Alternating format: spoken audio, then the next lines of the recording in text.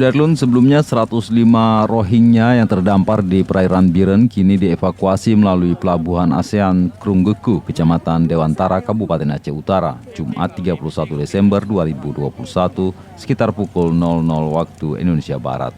Informasi yang diterima Serambion TV Jumat 31 Desember 2021, proses evakuasi etnis Rohingya tersebut ditarik oleh kapal perang 647 Gugus Keamanan Laut atau Guskamla Armada 1 yang menarik kapal yang terbuat dari kayu dengan muatan 105 orang pengungsi Rohingya.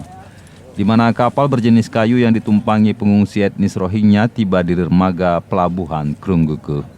Kemudian pihak BPBD Lok Sumawe melakukan penyemprotan disinfektan ke barang yang dibawa serta pengukuran suhu tubuh terhadap suku Rohingya tersebut.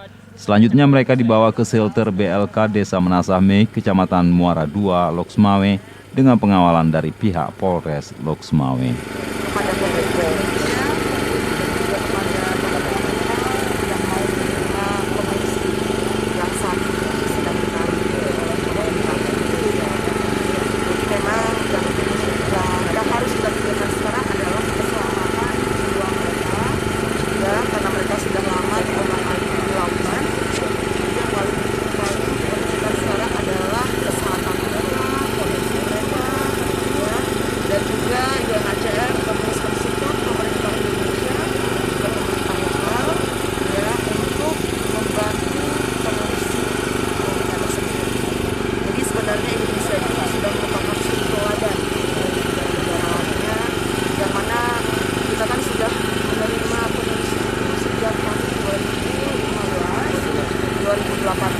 Ya, 2020 malah yang kemarin di 2020 ya, 2009 ya, 2009, 2015, 15, kemudian 2018 kemarin Juni 2021 yang terakhir yang 81 Aceh Timur.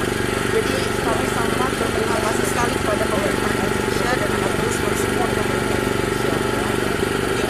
Dan untuk saat ini sepertinya kita akan terus menerapkan protokol kesehatan dan data. Kemudian ada juga tes kesehatan, ya, tes kesehatan dan juga nantinya kita juga akan